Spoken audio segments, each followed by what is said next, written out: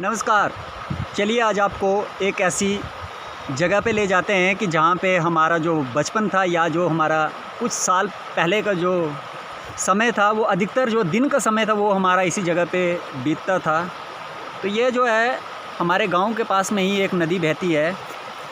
जहाँ तक इस नदी के नाम का प्रश्न है तो कुछ लोग इसे शिव नदी के नाम से भी जानते हैं, लेकिन ये नदी जो है ये जाके चिनाब में एक जगह है जिसे रग्गी कहते हैं। रग्गी नामक स्थान पे ये चिनाब में जाके मिल जाती है, इसलिए इसे रग्गी नाला के नाम से भी जाना जाता है। तो आज फिर से हम इस नदी के किनारे आए हुए थे तो सोचा आपको भी दर्शन करवा लें। साथ साथ में यहाँ पे आए हुए थे तो हमें एक कहानी याद आ गई तो सोचा आपको भी सुना लें।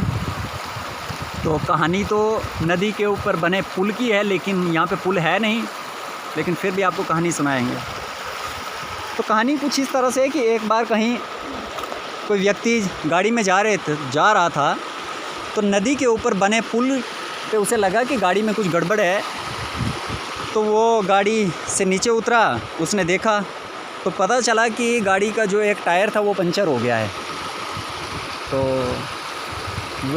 उसने क्या किया कि उसके नट बोल्ट खोले, टायर निकाला। अब टायर बदलने के लिए वो क्या कर रहा है कि गुस्से में था क्योंकि ये अचानक से हो गया। तो उसने झटके से जब टायर को निकाला तो उससे क्या होता है कि जो बोल्ट खोल के उसने साइड में रखे हुए थे वो नीचे गिर गए, पुल से नीचे गिर गए और नदी में जा गिरे। तो वो और परेशान हो गया कि अब कैसे होगा। दूर दूर तक कोई दुकान नज़र नहीं आ रही है, दूर दूर तक कोई सहायता के लिए नहीं दिख रहा है, तो अब क्या किया जाए। तो वो इसी चिंता में था।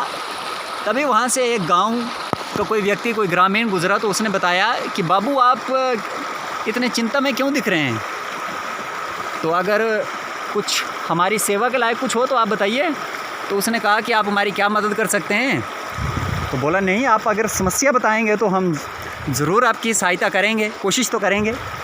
बोला कुछ नहीं। तो वो सारी कहानी उस ग्रामीण को सुना लेता है कि भाई ऐसे ऐसे मेरे बोल्ट जो हैं वो नीचे गिर गए, कोई दिख नहीं रहा है, दुकान नहीं है, अब क्या किया जाए। तो वो जो ग्रामीण व्यक्ति होता है वो कहता है कि ये तो छोटी सी मामूली सी बात है, इसका समाधान तो बड़ा आसान सा है। बोला वो कैसे। बोला कि जो आपके गाड़ी के बाकी के 3 टायर हैं उससे एक बोल्ट खोल लीजिए और वही 3 बोल्ट इसमें लगा दीजिए, तो कुछ दूर तक तो आपकी गाड़ी चली जाएगी, वहाँ पे दुकान मिल जाएगी, आपको ठीक करवा लेना।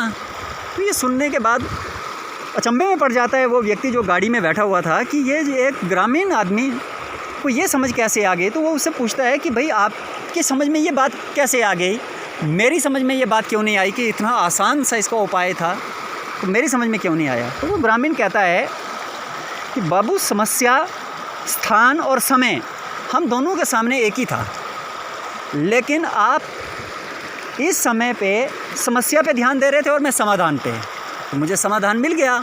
आप क्योंकि समस्या पे ध्यान दे रहे थे समाधान को छोड़ के, इसलिए समस्या का समाधान आपको नहीं मिल रहा था।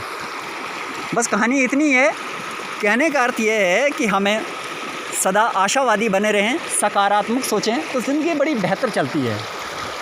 ज़िंदगी में उतार चढ़ाव तो आते रहेंगे, लेकिन अगर आप आशावादी हैं, सही ढंग से सोचते हैं, समस्या को छोड़ के समाधान पे अधिक ध्यान देते हैं, तो ज़िंदगी बड़ी मस्त तरीके से बीतेगी।